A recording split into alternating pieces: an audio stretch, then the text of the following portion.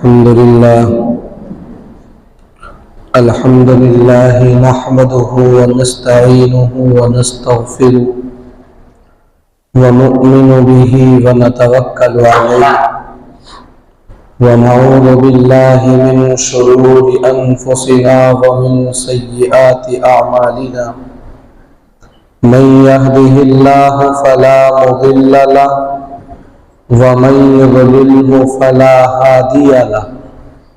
ونشهد أن لا إله إلا الله وحده لا شريك له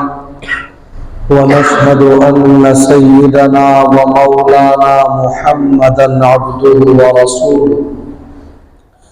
أما بعد فقد قال الله تبارك وتعالى في القرآن المجيد والفرقان الحميد أعوذ بالله من الشيطان الرجيم بسم الله الرحمن الرحيم فأما الذين آمنوا وعملوا الصالحات فيوفيهم أجورهم ويزيدهم من فضله وأما الذين استنكفوا واستكبروا فيعذبهم عذابا أليما ولا يجدون لهم من دون الله وليا ولا نصيرا صدق الله العظيم عن علي بن أبي طالب رضي الله عنه قال قال رسول الله صلى الله عليه وسلم إذا فعلت أمتي 15 خصلة حل بها البلاء قيل وما هي يا رسول الله قال إذا كان المغنم دولا وإذا كان المغنم دولا والزكاة وفي رواية آخر كما قال صلى الله عليه وسلم صدق اللہ العظیم۔ عزیز نوجوانوں اور بزرگوں، اللہ تبارک و تعالی نے ہم سب کو ایمان کی دولت سے سرفراز فرمایا۔ یہ رب ذوالجلال کا ہم پر اتنا بڑا احسان ہے کہ جس کو ہم اپنی زندگی میں اتار نہیں سکتے، اور اگر میں یوں کہہ دوں تو بھیجا نہیں ہو سکتا کہ رب ذوالجلال نے ہمیں حضرت انسان بنایا اور اس کے بعد نبی کریم صلی اللہ علیہ وسلم کو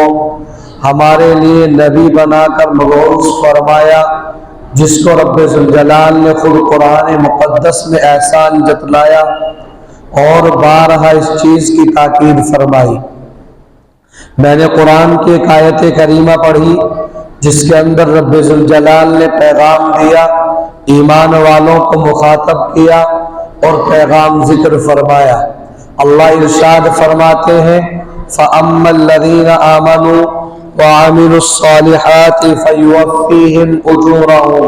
وَيَزِيدُهُمْ مِنْ فَضْلِهِ۔ آج دنیا کے اندر آنے کے بعد ہر انسان کی کوششیں یہ ہوتی ہیں، ہر انسان کاوشیں اور جد و جہد میں لگ جاتا ہے کہ کوئی بھی کاروبار کرے، کوئی بھی دنیا کے مشغلے راہ میں نکل جائے، کسی بھی چیز کو کرنے لگے تو سب سے پہلے اس کی سوچ یہ ہوتی ہے کہ میں فلاں کام کروں گا تو اس کے بدلے مجھے یہ چیز عنایت ہو جائے گی۔ مثال کے طور پر دنیا کے اندر یہ شخص اگر کاروبار کرنا چاہتا ہے تو مہینوں سال ہا سال اس چیز کے اندر لگ جاتے ہیں کہ انسان کاروبار کرے گا اتنا پروفٹ اس کو مل سکتا ہے، یا اگر یہ کرے گا تو اس کو اتنا نقصان مل سکتا ہے۔ اللہ تبارک و تعالی نے قرآن مقدس میں میرا اور آپ کا ذکر فرمایا، اہل ایمان کا ذکر فرمایا، اور یہ پیغام ذکر فرما دیا گیا فَأَمَّا الَّذِينَ آمَنُوا وَعَمِلُوا الصَّالِحَاتِ، جو لوگ اللہ پر ایمان رکھنے والے ہیں، جو لوگ اعمال صالحہ کرنے والے ہیں۔ یہ اعمال صالحہ کیا ہے؟ دنیا کے اندر بہت ہی مختصر لفظ بولا جاتا ہے کہ انسان اعمال صالحہ کرے، یعنی نیک عمل کرے گا تو اللہ اس سے راضی اور خوش ہو جائے گا۔ یہ ٹھیک اسی طریقے سے ہے کہ جب آقائے مدنی سیدنا جناب رسول اللہ صلی اللہ علیہ وسلم سے معلوم کیا گیا، ایک صحابی نے کہ یا رسول اللہ مجھے مختصر سی نصیحت فرما دیجئے، ایسی نصیحت ہو جس کے اندر کوئی ٹائم نہ لگے، اس لیے کہ میرے پاس اتنا وقت نہیں ہے کہ میں اس نصیحت کو سننے لگوں۔ تو آقا علیہ السلام نے کوئی جملہ ارشاد نہیں فرمایا، بلکہ اپنی زبان اطہر کی طرف اشارہ کر کے فرمایا کہ اس کو کنٹرول میں کر لو۔ تو اللہ تبارک و تعالی نے ٹھیک اسی طریقے سے مجھے اور آپ کو پیغام دیا، تمام ایمان والوں کو پیغام دیا کہ جو لوگ اللہ پر ایمان رکھنے والے ہیں ان سے گزارش کی جاتی ہے اور ان کو یہ پیغام دیا جاتا ہے کہ وہ اعمال صالحہ کرے، اللہ رب العزت کی رضا کے کام کرے، اس کی فرم برداری کے کام کرے، اس کی اطاعت کے کام کرے،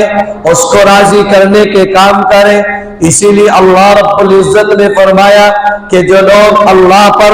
یعنی مجھ پر ایمان رکھنے والے اور اسی کے ساتھ ساتھ اعمال صالحہ کرنے والے، تو اللہ نے پیغام دیا فَيُوَفِّيهِمْ أُجُورَهُمْ، میں ان کے بدلے میں اس کے عوض ان کو ثواب عطا کروں گا۔ اور کیسا ثواب دیا جائے گا؟ اللہ کے اس عظیم پیغمبروں نے مجھے اور آپ کو پیغام دیا، تمام ایمان والے لوگوں کو، تمام اعمال صالحہ کرنے والے لوگوں کو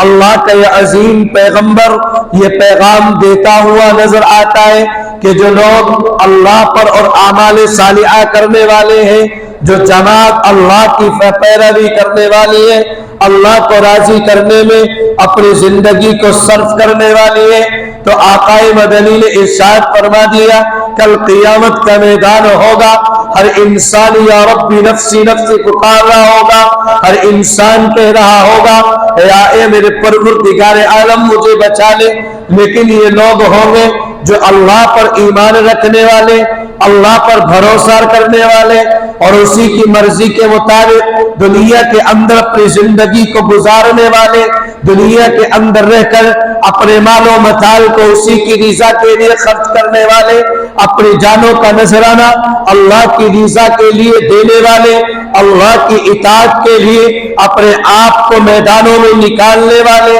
یہی لوگ ہوں گے۔ تو اللہ رب العزت کل قیامت کے میدان میں جب ہر انسان یا رب نفسی نفسی اور اس وقت میں اے رب پروردگار عالم سے اس چیز کی کوششیں کر رہا ہوگا، یہ دعائیں کی جا رہی ہوں گی اے پروردگار مجھے بچا لے، مجھے بچا لے، مجھے بچا لے۔ اس وقت کے اندر یہ ایمان والے اور اللہ رب العزت کی اطاعت کرنے والے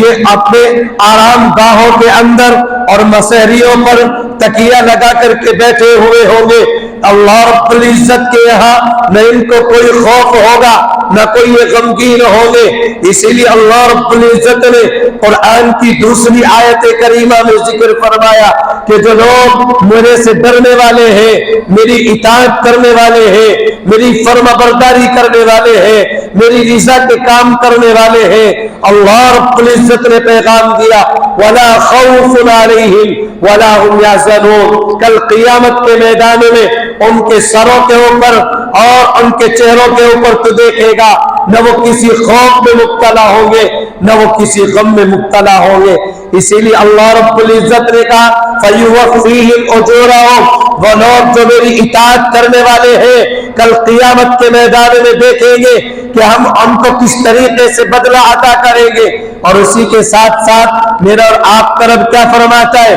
اللہ رب العزت نے کیا پیغام دیا وَيَزِيدُهُمْ مِنْ فَضْلِ،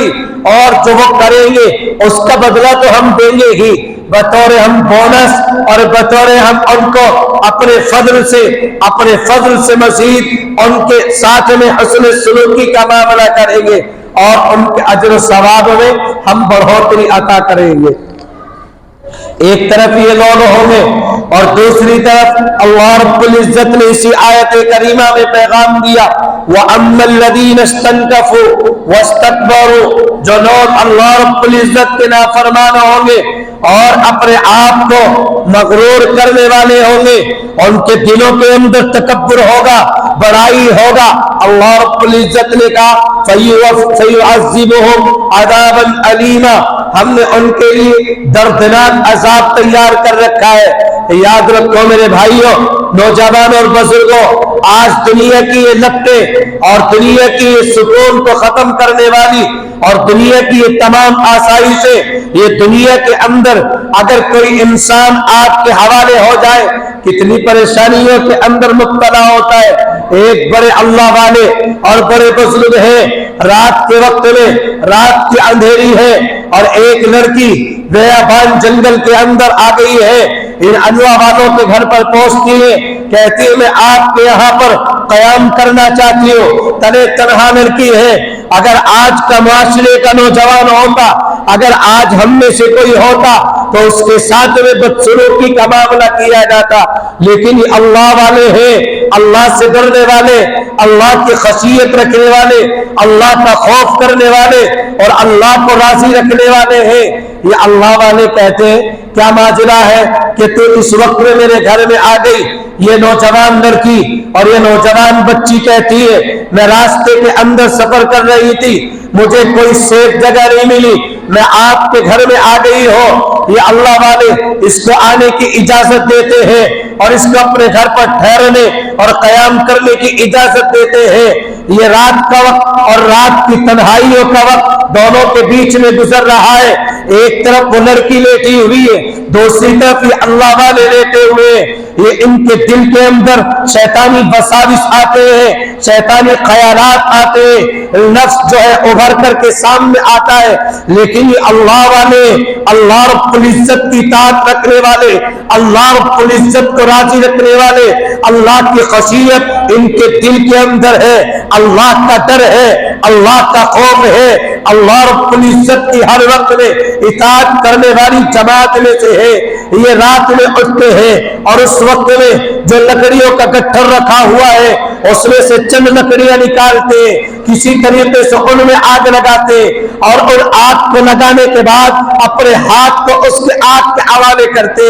اور پھر اس کو باہر نکالتے ہیں۔ پوری رات گزر جاتی ہے، کبھی اس کو باہر نکالتے ہیں، کبھی ہاتھ کے اندر ہاتھ کو آگ میں داخل کرتے ہیں۔ یہ لڑکی بیٹھی ہوئی تمام ماجرا دیکھ رہی ہے، کیا مسئلہ ہے سمجھ میں کچھ نہیں آیا ہے۔ صبح کا وقت قریب ہوا اور صبح کے وقت میں جب اس لڑکی نے جانے کی اجازت چاہی، نہ آپ سے رخصتی چاہتی ہو، انہوں نے اجازت دے دی، ٹھیک ہے بیٹا خدا حافظ، اللہ تیری حفاظت فرمائے، انہوں نے جملے استعمال فرمائے۔ اس بیٹی کے دل کے اندر اور اس بیٹی کے ذہن میں جو پوری رات خیالات آئے تھے، جو سوالات آئے تھے، اب جانے کا وقت تھا تو اس نے معلوم کر لیا میں آپ سے سوال کرنا چاہتی ہوں، اور سوال یہ ہے کہ میں نے رات بھر دیکھا کبھی تم اپنے ہاتھ کی کسی انگلی کو، کبھی اپنے جسم کے کسی عضو کو آگ کے حوالے کرتے ہو، یہ ماجرا کیا تھا مجھے بتا دیجئے، بڑی مہربانی ہوگی۔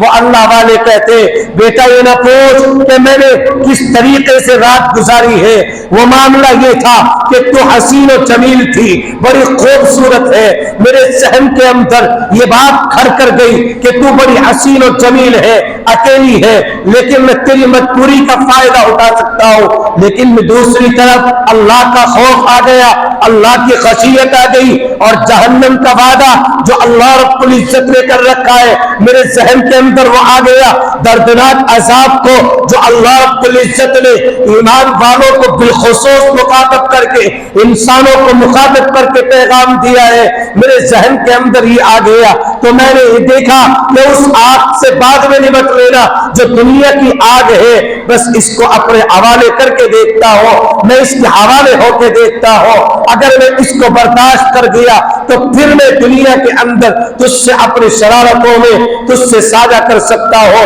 لیکن میں نے اپنے ہاتھ کو آگ کے حوالے کیا، مجھ سے برداشت نہیں ہوا۔ کبھی میں نے جسم کے کسی اور عضو کو ڈالا، مجھ سے برداشت نہیں ہوا، اس لیے وہ خیال دور ہو گیا۔ اب میں اپنی بیماری کے اندر مبتلا ہو گیا تھا، اس لیے بس ماجرا یہ تھا۔ اس لیے میرے بھائیوں، اللہ رب العزت نے کہا فَيُعَذِّبُهُمْ عَذَابًا أَلِيمًا، ان لوگوں کے لیے جو اللہ رب العزت کے نافرمان ہیں اور اپنے دلوں کے اندر تکبر اور بڑائی جتانے والے ہیں، اللہ نے کہا ہم نے ان کے لیے دردناک عذاب تیار کر رکھا ہے۔ اور کیسا عذاب تیار کر رکھا ہے؟ اللہ نے کہا وَلَا يَجِدُونَ لَهُم مِّن دُونِ اللَّهِ وَلِيًّا، اور وہاں دیکھو جب اللہ رب العزت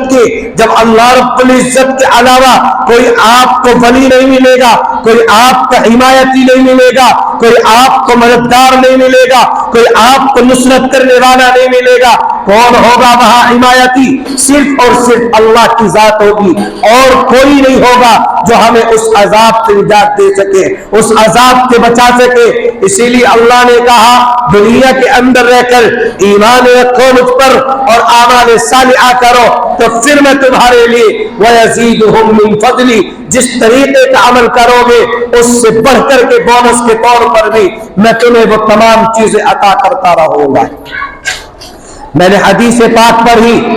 جس کے اندر آقا مدنی سیدنا جناب رسول اللہ صلی اللہ علیہ وسلم نے 15 باتیں ذکر فرمائی کہ ایک زمانہ ایسا آئے گا، آقا علیہ السلام نے اب سے تقریباً 1450 سال پہلے یہ پیغام مجھے اور آپ کو دیا، پوری کائنات کے لیے دیا گیا، تمام انسانوں کو دیا گیا۔ حضرت علی فرماتے صحابہ اکرام رضی اللہ عنہ اجمعین کا جنب غفیر لگا ہوا، آقا علیہ السلام نے ذکر فرمایا جانتے ہو اذا فعلت امتی، میری امت اس وقت کے اندر جب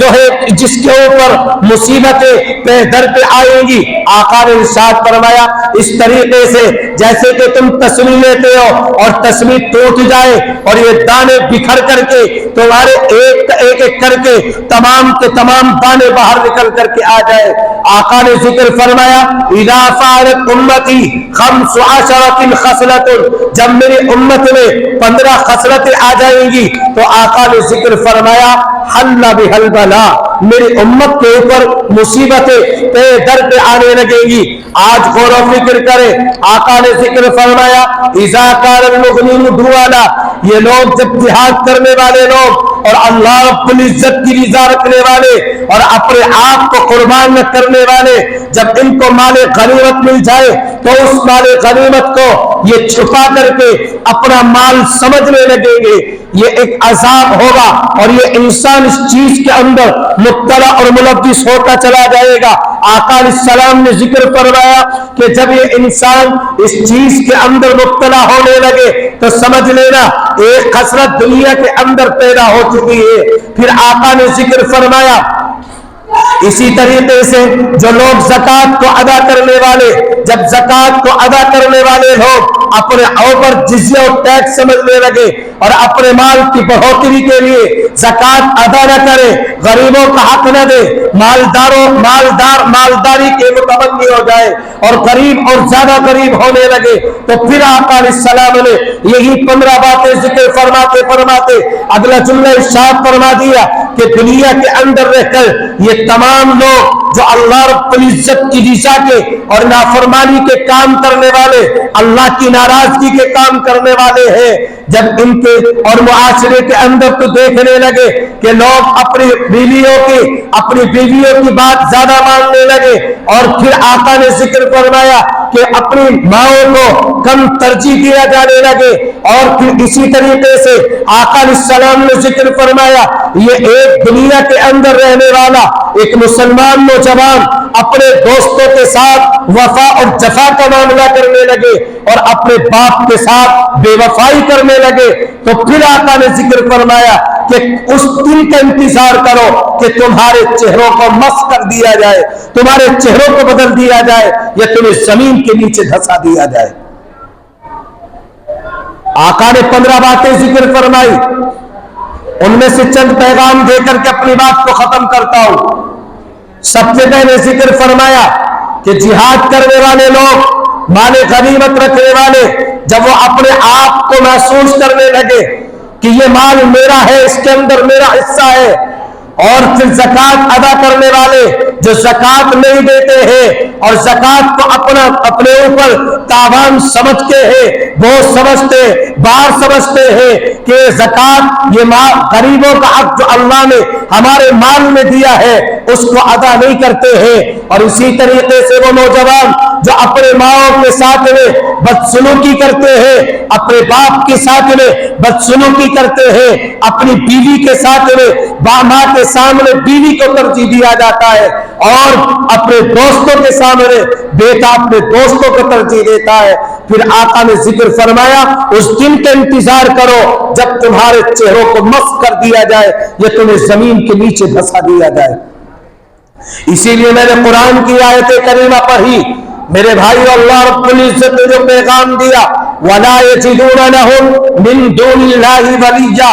اس دن کو یاد کر رکھو اور اپنے گریبان میں جھانک کر اگر کوئی برائی ہمارے اندر ہے تو اس کو الگ کرنے کی کوشش رکھو کہ اللہ رب العزت نے جو پیغام دیا ہے کہ کل قیامت کا میدان ہوگا اور وہاں پر اگر کوئی ہمارا مددگار ہو سکتا ہے، اگر کوئی ہمارا حمایتی بن سکتا ہے تو وہ صرف اور صرف اللہ رب العزت ہے، اس کے علاوہ نہ ہماری کوئی مدد کرنے والا ہوگا، نہ ہمارے ساتھ میں کوئی کھڑا ہونے والا ہوگا۔ اور مجھے اس چیز کے اوپر وہ روایت یاد آ رہی ہے جو آقا علیہ السلام نے ذکر فرمائی تھی، جو بڑی مشہور روایت ہے کہ کل قیامت کا میدان ہوگا، ایک انسان جس کے پاس میں 99 نیکیاں ہوگی اور ایک بدی کا کام ہوگا، اور صرف وہ ایک نیکی تلاش کرنے کے لیے پورے یہاں تک کہ اپنے ماں باپ کے پاس آئے گا، ماں باپ بھی اس کو نیکی دینے سے اس وقت میں منع کر دیں گے۔